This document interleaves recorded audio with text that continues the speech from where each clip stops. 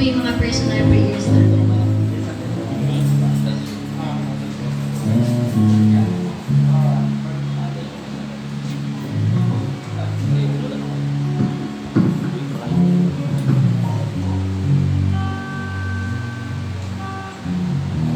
Yes, Lord, hallelujah. Panginoon, salamat po sa panibagong araw na ipinagkaloob mo sa bawat isa, Panginoon.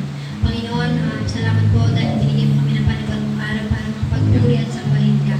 Panginoon, salamat sa mga buhay ng tao na narito, Panginoon. Salamat dahil hinahati mo sila ng ligtas, Panginoon. Ganun din po ang mga papunta pa lamang dito sa bahay-sambahan ng Panginoon. Naway ingatan mo sila, Panginoon. Panginoon, pinasasalamatan ka namin sa buong linggong pag-iingat, pagpapala at pagmamahal, Panginoon.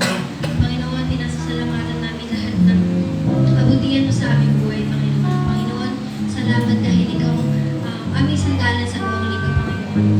Panginoon, ikaw lamang po ang aming pupurihin sa araw na ito, Panginoon.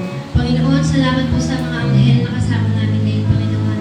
Panginoon, salamat dahil nananatili kang buhay at nakatayo sa aming tabi, Panginoon. Panginoon, lahat ng gawain ng kaaming Panginoon, itinatalian namin sa pangalan ng Lord. Lord, patawarin mo kami sa aming mga kahinaan, pagkukulang at kasalanan sa iyo, Panginoon. Panginoon, alam namin na hindi kami perfecto, pero ngunit ang pagmamahal mo, Panginoon, ay walang pagkukulang, Panginoon. Panginoon, salamat sa katapatan mo sa aming mga buhay, Panginoon. Salamat dahil buhay ka. Salamat sa presensya mo sa buhay ng bawat isa, Panginoon. Panginoon, dalangin namin sa araw na ito, Panginoon, na ikaw ang mapapurihan, Panginoon. Dalangin namin, Panginoon, na may hatid ang mga mensahe ng pag-awit, Panginoon. Dalangin namin, Panginoon, na ikaw lamang po ang mapapurihan, Panginoon. In Jesus' name we pray. Amen. Let's worship our God. Let's worship our God.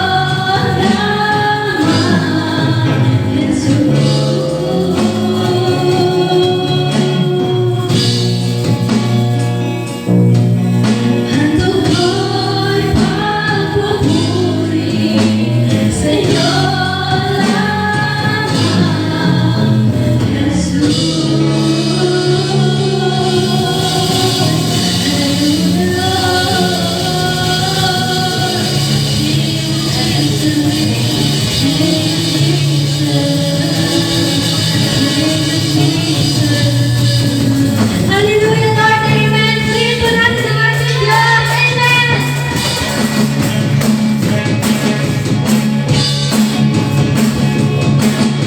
Mahal na mahal kita, Panginoon. Mahal na mahal kita, Panginoon.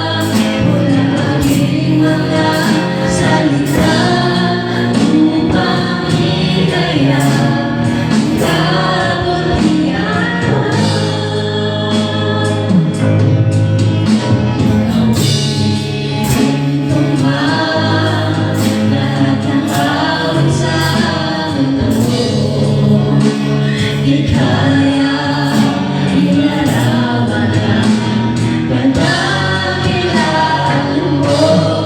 Bukla ang lahat na tula o ng ating mga salita upang iaya ang kabutihan mo. Wala makatulad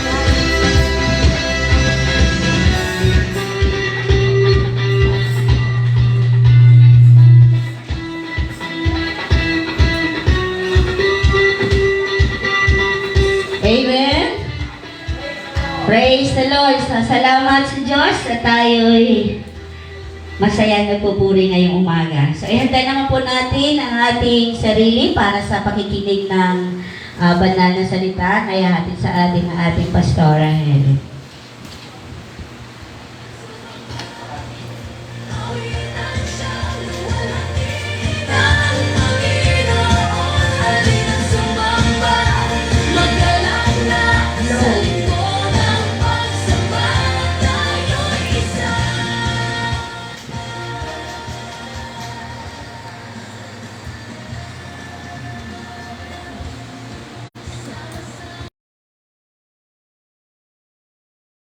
Kuya. So ngayong umaga, buksan po natin ang ating mga Bibles sa Mateo 10:28. Mateo 10:28, ito po ang sinasabi. Huwag ninyong katakutan ang pumapatay ng katawan, ngunit hindi nakapapatay ng kaluluwa. Sa halip, ang katakutan ninyo'y ang makapapatay ng kaluluwa at katawan sa impyerno. Purihin ng Diyos, tayo po ay manalangin. O hallelujah, Panginoon, purihin kami umaga. Isang pribilehiyo muli na kami ay makikinig na yung banal na salita. Ito ay mahalaga sapagkat bahagi nito ng aming paglago at pagkatuto. Bahagi nito, Panginoon, na magkaroon kami ng karunungan dahil sa mga salita mong aming napapakinggan. Salamat pagpapalain mo ang bawat isa sa araw na ito. Salamat sapagkat ang presensya mo ang siyang kasama namin. Salamat, Banal na Espiritu, ikaw ang aming tagapagturo. Salamat na ikaw, Panginoong Jesus, ang aming bisita ngayon na hindi namin nakikita. Salamat, Ama, na ikaw ang aming kasakasama sa bawat araw ng aming mga buhay. Pagpalain mo ang iyong mga salita ngayon. Bigyan mo ng kapangyarihan at higit sa lahat, Panginoon. Matuto kaming tumanggap ng mga salita mo sa aming mga puso at bigyan namin ng kapurihan ikaw sa bawat araw ng aming mga buhay. Salamat, ikaw magtagumpay. Tiyatalian namin ang anumang plano ng kaaway in Jesus' name. Wala siyang magagawa at hindi siya makakagalaw sapagkat ang banal na dugo ng Panginoong Kristo ay lulukuban ang buong lugar na ito upang kami ay makapakinig ng iyong banal na salita. Purihin ang iyong pangalan. Sa pangalan ni Jesus, lahat ay magsabi na Amen! Pakipakan natin ang Panginoon. Medyo, itong paksa natin ngayon, hindi ito masyadong pinag-uusapan. Kasi medyo maselan ito. Pero, dahil ito ay bahagi ng salita ng Panginoon Kristo, kailangan mahayag sa ating harapan. Okay? So, ang ating topic, ang katotohanan tungkol sa impyerno. Narinig nyo na yan, no? Mayroong mga tao kapag nahirapan, sabi nga, impyerno ang buhay na to. Pero, totoo nga ba na mayroong impyerno? Okay? So, alam niyo mga kapatid, ang impyerno talaga ay nilikha ng Diyos para kay Satanas at sa kanyang mga ampun. Hindi ito para sa tao. So, tandaan natin, impyerno ay nilikha para sa Diablo at sa kanyang mga kampon. Hindi ito para sa mga nilalang niyang sobrang mahal niya at tayong mga tao. Pero kapag ang tao ay tinanggihan ang kaligtasan na pinagkaloob ng Panginoong Jesucristo, mapapasama siya sa parusang itinakda kay Satanas at ang kanyang mga kampon. So, mayroong iba't ibang paniniwala tungkol sa impyerno. Una, may mga naniniwala na ang impyerno ay hindi totoo at ito ay katang-isip lamang. So, yun yung mga hindi naniniwala sa salita ng Diyos. Okay? Para sa kanila, ang impyerno ay katang-isip lamang. May naniniwala rin na ang tao kapag namatay na ay tapos na at wala. At wala lang, naglaho lang siya. Nabuhay lang siya dito sa mundo tapos namatay tapos wala na. So mayroong mga paniniwalang ganon. May naniniwala din na ang impyerno ay isang simbolo lamang. Hindi totoo, simbolo lamang. Yan ang kanilang mga paniniwala. So nung nag-aaral ako ng kolehiyo, sabi ng professor ko, napasok niya ng lahat ng mga relihiyon. Isa lang ang kanyang conclusion. Sabi niya, ang langit at ang impyerno ay dito lang sa lupa. Kung ikaw ay masaya, kung ikaw ay maraming pera, kung ikaw ay walang problema, langit yun. Dito sa lupa. Kung ikaw ay malungkot, kung ikaw ay may problema, kung ikaw ay walang pera, impyerno yun dito sa lupa. So yan ang mga iba't ibang paniniwala ng mga tao tungkol sa impyerno. Kaya hindi sila masyadong kinakabahan, natatakot. Hindi sila natatakot kasi iba-iba ang mga paniniwala. Pero ano ang sinasabi ng banal na kasulatan? Ano ang sinasabi ng ating Panginoong Jesucristo? Sapagkat sa Kanya nagmula ang katotohanan na mayroon talaga. Okay? So may tatlong katotohanan tungkol sa impyerno. So una, ang impyerno ay totoo. Okay? Totoo. Si Jesus mismo ang nagsabi nito. Sabi niya, at sasabihin naman niya sa mga nasa kaliwa, lumayo kayo sa akin mga isinumpa.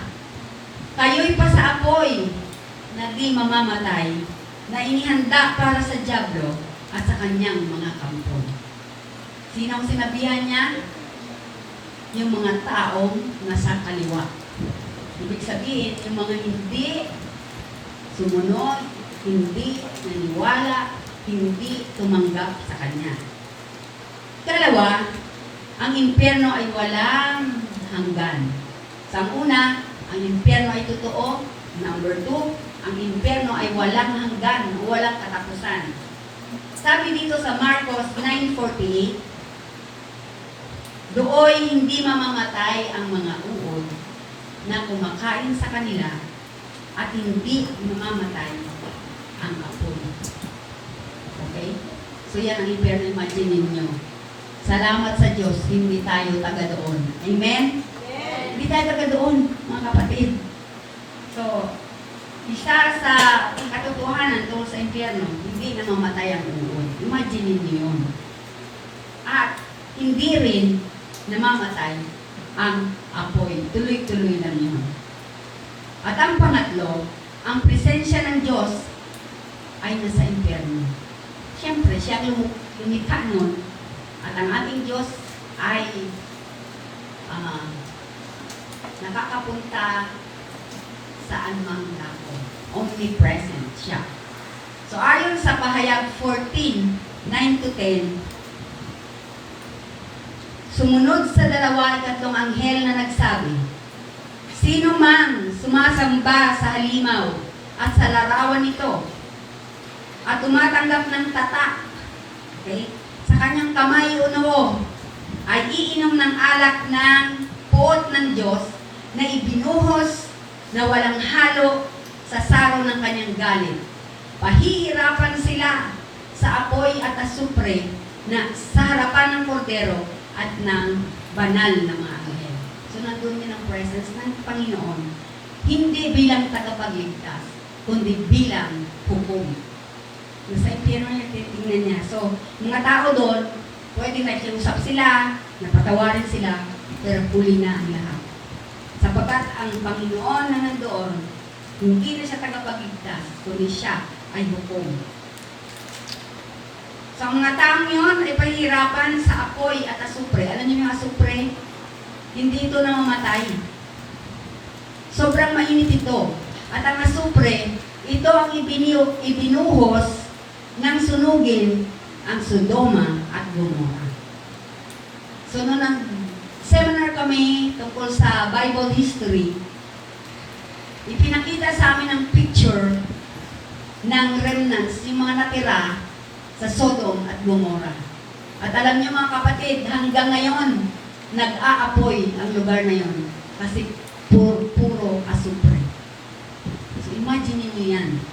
Sobrang kakilakilabot. Palakpakan natin, Panginoon, hindi tayo tagaloon. Praise the Lord. Ano ang mararanasan ng mga nasa impyerno? Okay? Una, apoy at pagdurusa. Siyempre, kung nasusunog ka doon, imagine mo, nasa mainit ka, tapos hindi ka mamamatay. Siyempre, magdurusa ka doon dahil sa init.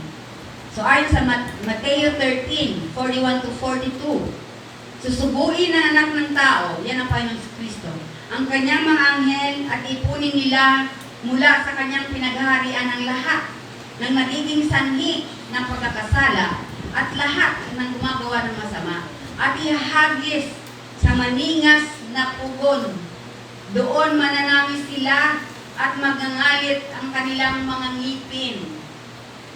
Yun mga kapatid, ang senaryo sa lugar ng impyerno. Kanina, hindi mamamatay ang uod, hindi mamamatay ang apoy. Maririnig mo ang pananangis at nagnangalit ang mga ngipin ng mga tao doon. So yan, apoy at pagdurusa. Ang pagdurusa na yan ay hindi nila mapaliwanag sapagkat sa sobrang sakit. Ano yung magngangalit ang ngipin? Sobrang sakit. Kailan nagngangalit ang ngipin mo? Kapag ikaw ay galit. Diba? Nangangalit ang ngipin mo. Pero doon mas sobrang pangangalit ng ngipin kasi hindi mo kakayanin ang sakit. Pangalawa, hiwalay ka sa Diyos magpakailanman. Wala nang pag-asang maahon ka doon ka na lang. Habang walang hanggang sa walang hanggan. So sa ikalawang Tesalonica 1:9, ang magiging parusa nila ay walang hanggang kapahamakan at pagkawalay sa Panginoon at sa Kanyang kaluwalhatian. Yun ang mga nasa impyerno. Hiwalay sa Diyos, magpakailanman. Walang hanggan. At number 3, ramdam yung parusa. Siyempre, ramdam mo talaga yung apoy. Sa Pahayag 14:11, ang usok mula sa apoy na nagpapahirap sa kanila ay papailan lang, magpakailanman. Ano yung pailan lang? Kasi yung apoy lang pa sa kanila. Mataas. Okay? So, kung ma-imagine nyo. So, yan ang mararanasan ng mga taong mapapunta sa impyerno. Sino naman ang mapupunta sa impyerno? Number 1, lahat ng tumanggi kay Kristo. Sa 1:3:36, ang mananalig sa anak ay may buhay na walang hanggan. Ngunit ang hindi tumalima sa anak, hindi magkakaroon ng buhay at mananatili sa kanya ang puot ng Diyos. Kung isipin natin mga kapatid, sobrang nakakakilabot ang kahihinatnan ng mga hindi tumanggap sa ating Panginoong Kristo. Sino pa ang nandoon? Of course, ang diablo at ang kanyang mga kampon.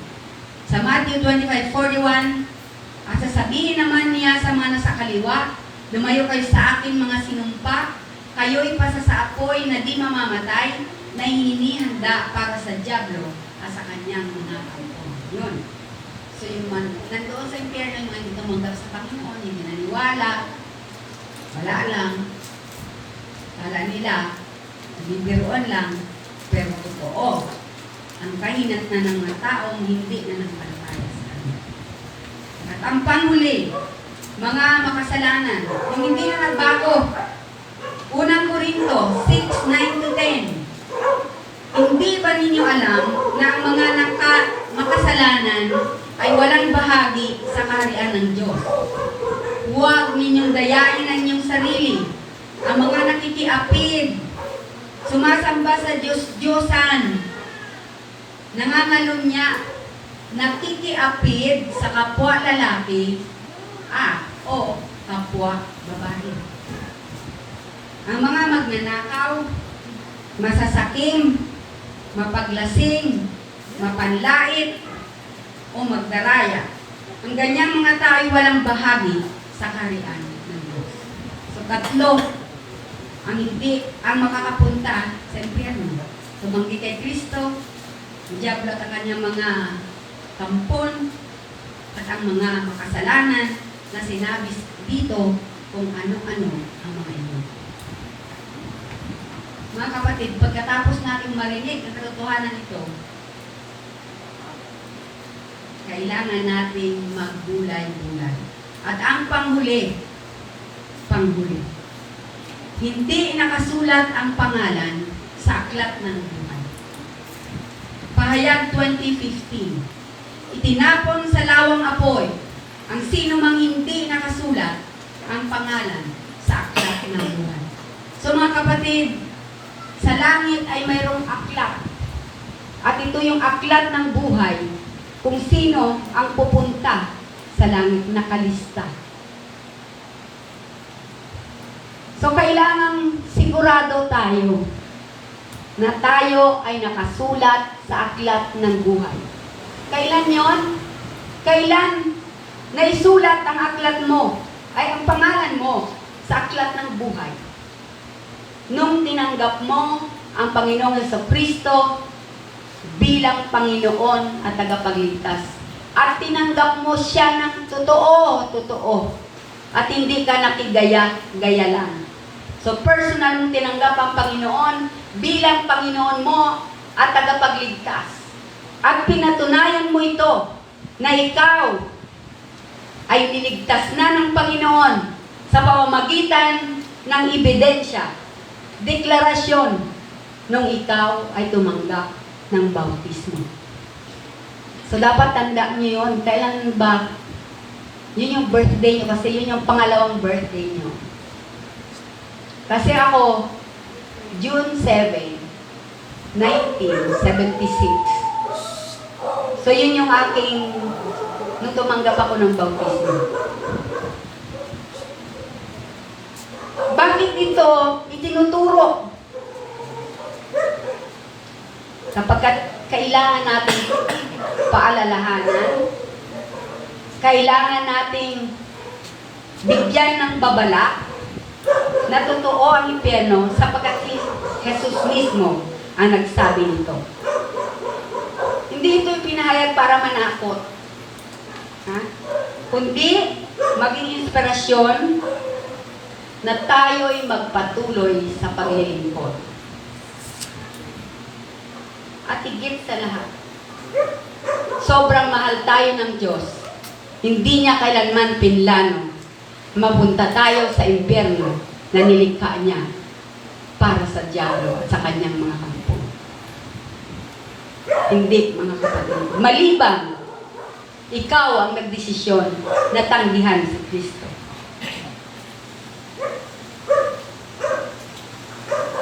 Isa pang pinakamahalagang mensahe at paalala ng Panginoon sa bawat isa sa atin na alam kong ligtas na at nakasulat sa aklat ng buhay. Pinapaalala sa atin na huwag tayo lang ang mapunta sa langit. Alalahanin natin ang ating mga pamilya. Alalahanin natin ang ating mga kamag-anak. Alalahanin natin ang mga taong nakakasalamuha natin sa bawat araw. Dahil totoo ang impyerno. Hindi naman kailangang pilitin mo ang tao na tanggapin si Jesus.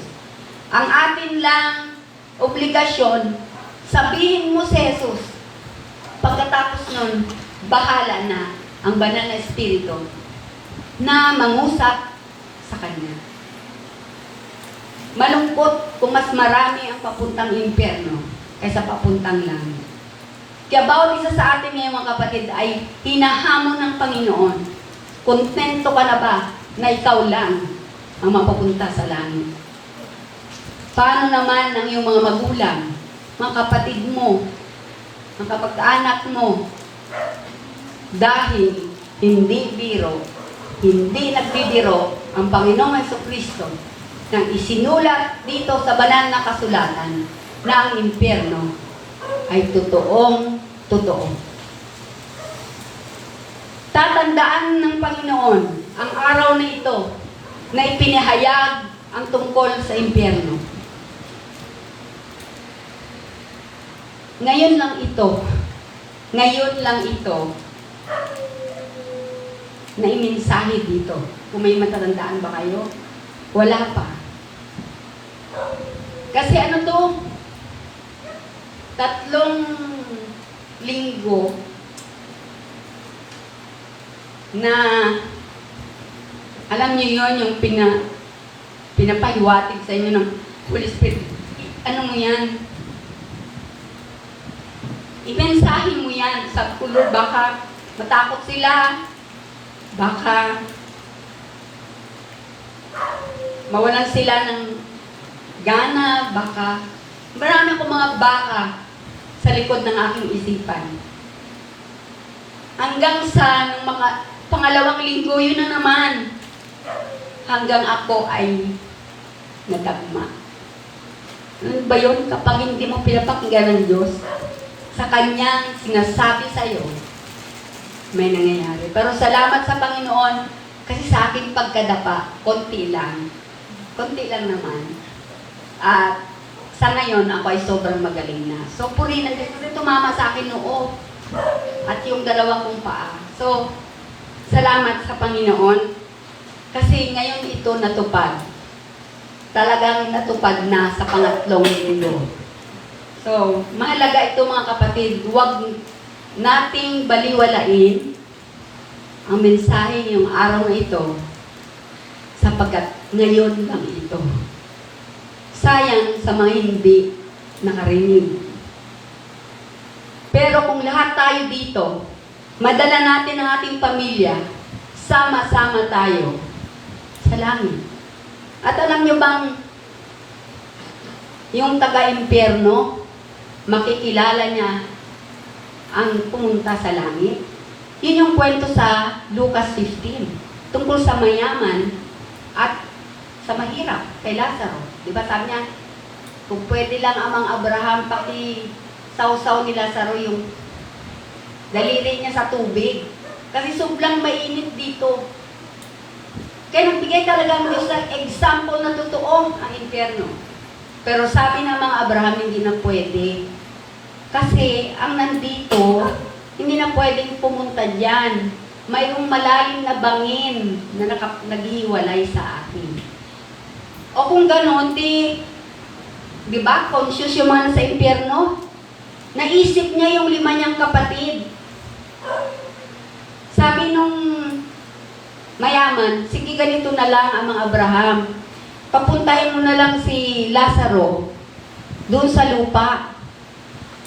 At may 5 pa ang kapatid doon. Kailangan nilang marinig na totoo ang impyerno.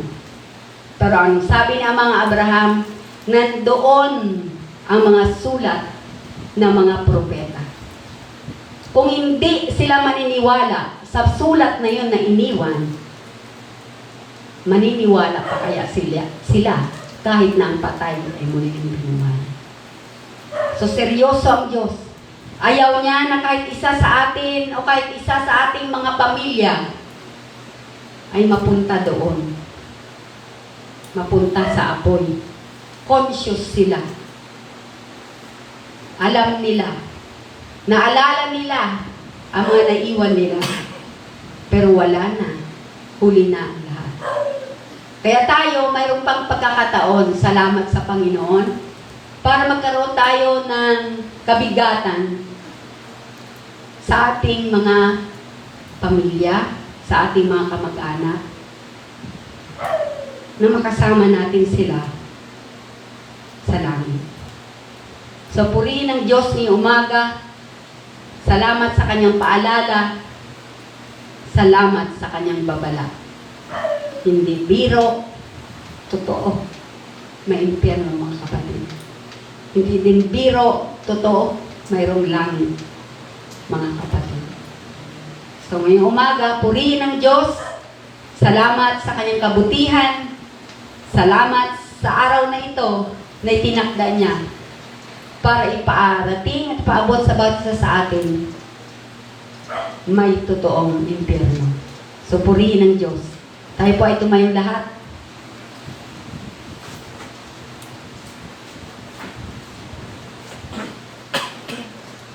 Hallelujah.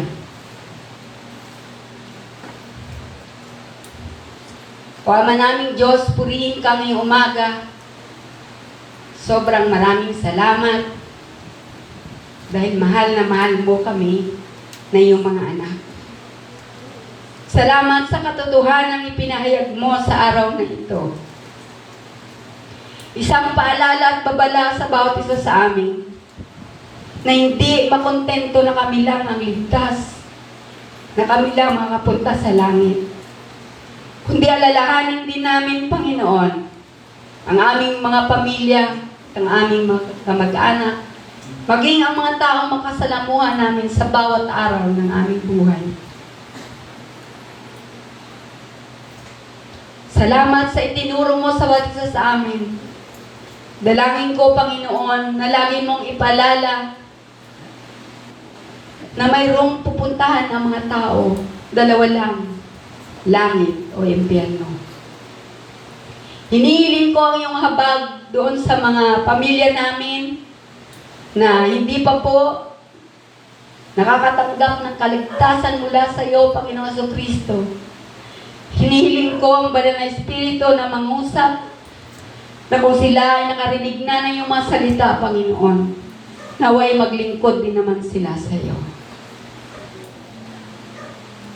Ngayong umaga, salamat sa paghipo mo sa aming mga puso at binibigyan mo kami ng kasiguruhan ng bawat isa na nandito ngayon ay papuntang langit. Binigyan mo rin kami ng kasiguruhan ng bawat isa sa amin na nandito ngayon ay nakasulat ang pangalan sa aklat ng buhay. Salamat sapagkat lahat ng isinulat sa banal na kasulatan ay mangyayari ayon sa mga isinulat dito. So wala kahit isa mang salita na hindi matutupad. Lahat ay matutupad. Salamat sapagkat wala na kaming sisisihin pagdating ng araw. Hindi kami magsisisi. Wala kaming pagsisisihan. Dahil nagawa namin ang aming mga responsibilidad para sa lahat ng kaluluwang minahal mo, nagbigay ka ng buhay mo, pinatigis mo ang dugo mo, sobrang matindi ang ginawa mo para sa kami maligtas, para mapatunayan mo lang na sobrang kaming mahal. Salamat po, bigyan mo ng galak ang bawat isa sa amin. Bagamat malungkot ang impyerno, pero masaya dahil hindi kami papunta doon. Purihin ka, binabalik namin sa iyo pinakamataas na papuri, pasasalamat at pagsamba sa pangalan ni Jesus. Amen.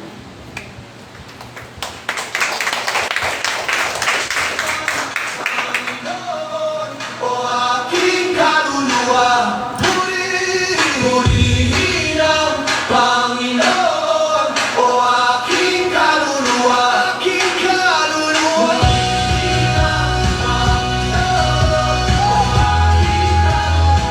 Amen.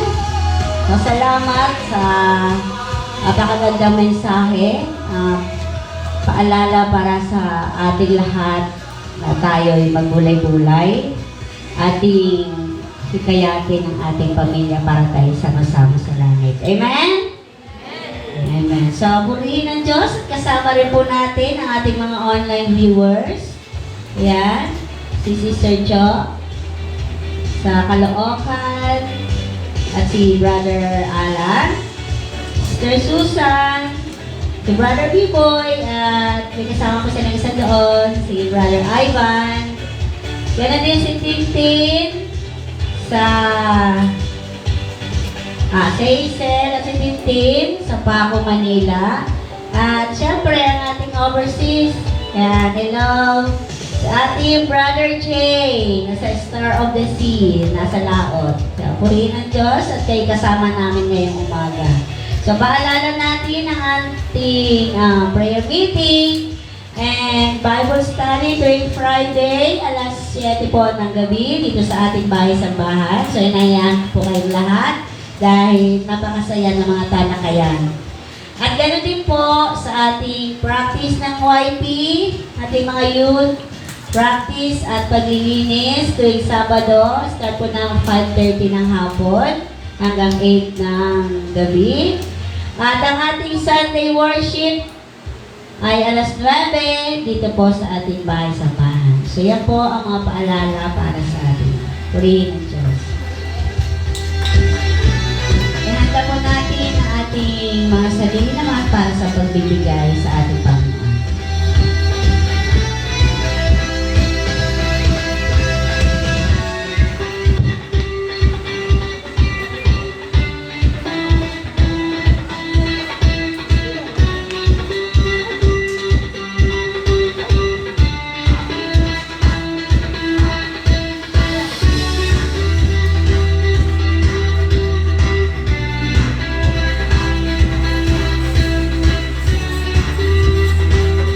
Tumayo po tayo para sa pagbabasa ng ating verse today. So, Gawa 20:35. Sa lahat ng pagkakataon, ipinakita ko sa inyo sa pamamagitan ng ganitong trabaho ay dapat ninyong tulungan ng may hirap. Alalahanin natin ang mga salita ng Panginoong Yesus, higit na pinagpapala ang nagbibigay kaysa tumatanggap. Amen.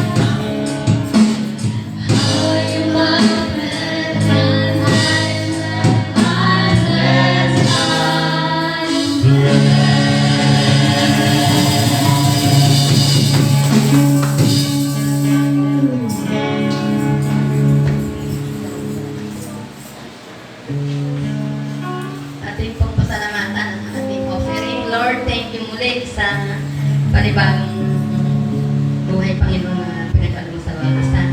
Salamat, Panginoon, na ikaw po mag-bless sa bawat isa, Panginoon, na nagbigay ngayong araw na ito para ipagamit, Panginoon, sa iyong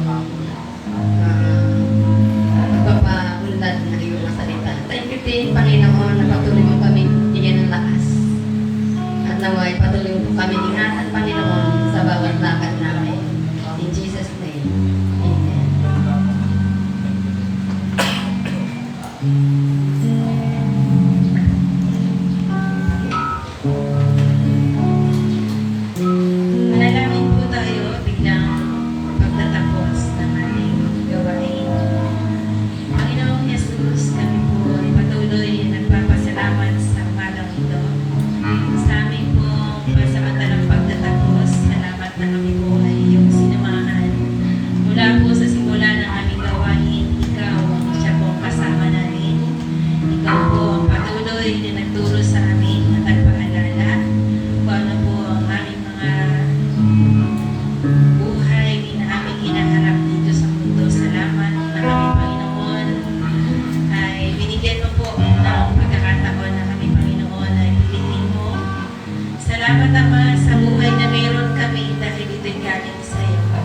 Salamat sa kaligtasan na galing din sa iyo, Panginoon.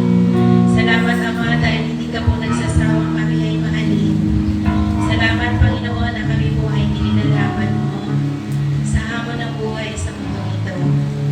Salamat din, Panginoon, na patuloy mo kaming gamitin sa aming mga kamag-anak, kapatid, Panginoon, at ang aming mga kaibigan, ganun din. Salamat, Ama, dahil hindi ka po nagsasawa. Hindi ka po nagsasawa na kami, Panginoon, ay paalalahanan at patuloy na biyayaan, Panginoon, ang buhay. Alam namin, Panginoon, na kami ay nagpapasalamat ng sobra-sobra, Panginoon. Dahil, Panginoon, ang bansang ito, Panginoon, ay malaya pa po kami nakakapagsamba sa iyo, Panginoon. At malaya pa, Panginoon, na kami po ay makapaghayag ng iyong salita. Makapag-share, Panginoon, ang mga salita mo, Panginoon, sa aming mga kaibigan, sa aming mananapit, Panginoon, sa aming mga puso. Salamat, Panginoon, dahil hindi ka po napapagod para kami ay mahalin at paalalahanan. Maraming pong salamat sa mga salita mo po sa umagang ito.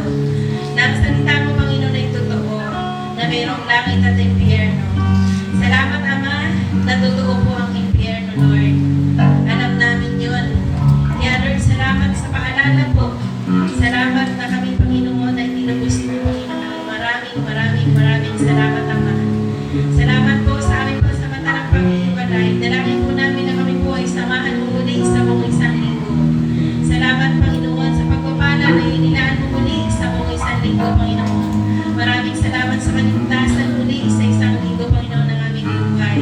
Kaya, Ama, salamat din po na patuloy na hawakan mo po ang aming bansa, ang aming lugar, Panginoon. Salamat ng marami, Panginoon, na kami po ay patuloy na pinapakita mo po na ang mga manalangin ng iyong mga anak ay dinirinig mo. Kaya, Ama, salamat po sa lugar na ito na lagi pong ligtas dahil ikaw ang Diyos na kinikilala ng lugar na ito, Panginoon, ng bansang ito. Kaya, magpurihin ka po sa umagang ito. Ang lahat ng papuri at pasasalamat ay sa iyo lamang namin ipinagkakatubala at pinasasalamatan ang lahat-lahat, Lord. Purihin ka at ikaw lamang ang dapat purihin. Pinabalik namin ang pasasalamat at mataas na papuri sa aming Panginoong Jesucristo. Purihin ka in Jesus' name. Amen.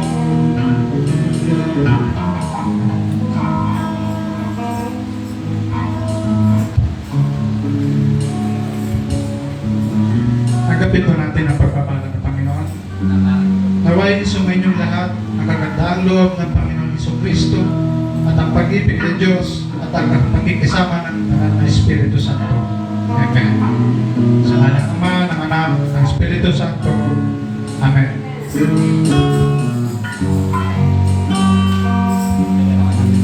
Isabay po natin ang ating pangmakasahari.